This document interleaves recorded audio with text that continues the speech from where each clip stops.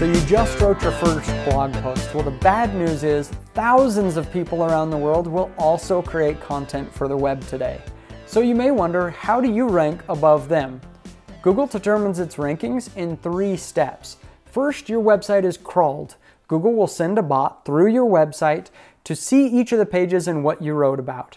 Next, it's going to run hundreds of different rankings algorithms on that page over time. This may take a period of months. They may see what words you used on the page, what other articles on your website link to this one, and who links to you. Then it's going to actually rank your site. This is where it determines who actually gets number 1 on the search result page. But there's one lesson you need to understand to win with Google. Rather than focusing on how Google measures quality of a page, let's instead focus on creating the kind of quality that will happen to rank well. In order to understand how to do this, we're going to work with a personal example of our friend Anna. Anna is starting a brand new website, cookforfolks.com, and she is so excited, and she's even identified 2 topics that she wants to write. The first one is her best chocolate chip cookie recipe, and the second is, can she cook 2 pies in the same oven at the same time? Now we're going to take these 2 topics through a test, a 2-part test to see if these are actually good topics for her to write. The first part of the test is there a sufficient search volume for the topic? And the second part of the test is, can she actually win the traffic? So for the chocolate chip cookie recipe, I think there's a ton of search volume for this. And can she actually win the traffic? It might be tough since there's so much competition on this term. Maybe I would leave this one for a little bit later. For the second one, can I cook 2 pies in the same oven at the same time? There is some search volume on this, and really the only people writing this are in forums. I think this one is the perfect opportunity for a great early win. All right, now that we've identified the perfect topic, let's get writing.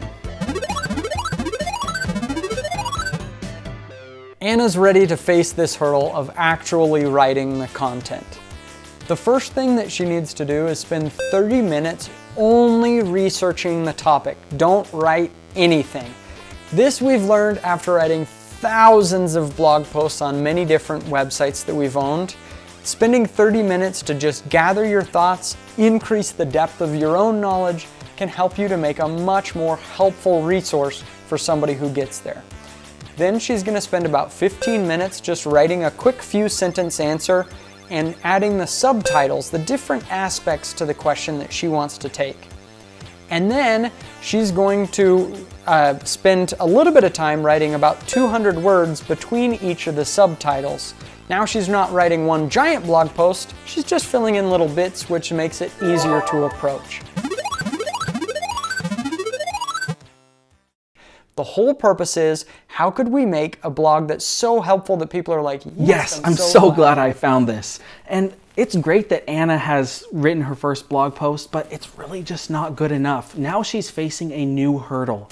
Google has made it now where they are showing answers directly on the search engine ranking page, which means all of the organic pages are being pushed down. So Anna needs to try and win that answer section right at the very top.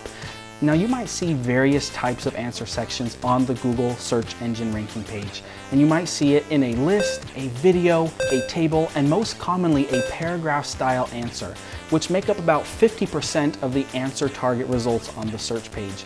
Now when you're writing your answer target, you want it to be concise, you want it to be encyclopedic with not any type of loose writing, and you want to make sure that it is standalone and that it contains no form of the answer, it depends. If you do this, you are going to be nearly guaranteed to win that answer target every single time. But time is the next hurdle that Anna faces. When you create a new post, it takes time for Google to do the ranking. In fact, it often takes many months when you're on a brand new website. We usually see the biggest gain in traffic about 8 months after that content was created, but it can continue to grow even longer than that. So when you first put your blog post out, expect this. Crickets. So give your content time and keep writing, waiting for it to rank.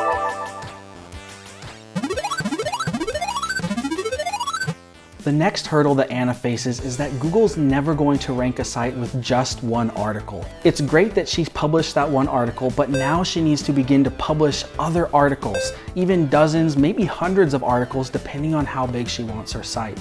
Right now with one article, no one's going to link to her, no one's going to reach out for collaborations. She essentially has no brand recognition at all. When I manage Income School's team of writers, we originally started with a small batch of content, but we wanted to grow it to dozens, even hundreds of articles. And that's what you're going to need to do, is work and build up all of those different areas of your site to establish your brand.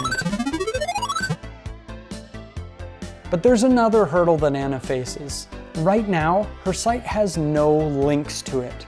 Now, links are, we might consider them votes for other people voting for your content. If you link to it, you're probably saying this is another good resource to check out.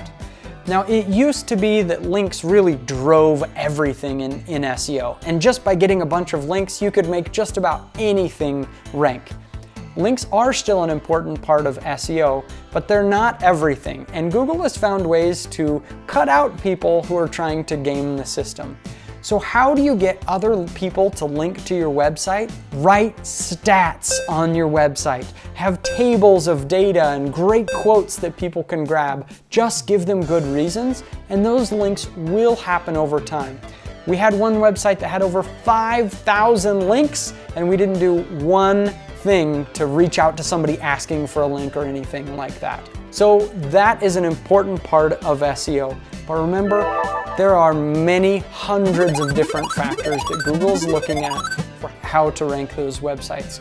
And so instead of focusing on links, we're just going to keep writing great content. Now the last hurdle that Anna's facing is EAT.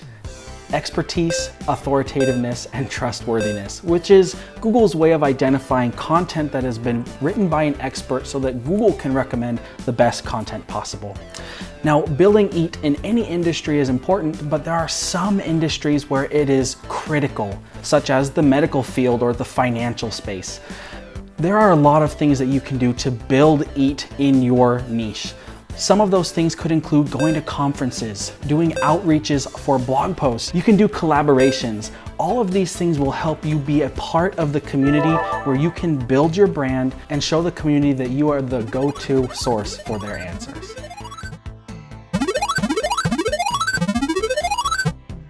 And now you understand 80% of SEO in 9 minutes flat.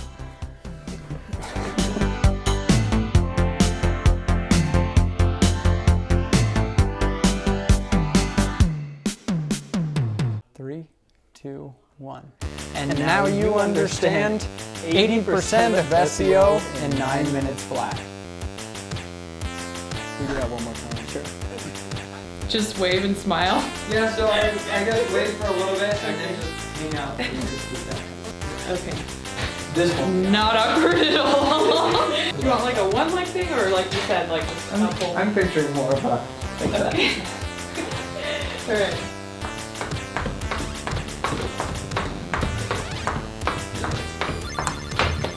I thought it was good. Yeah. I think it was perfect. We're You only had to good. do it once. You did good.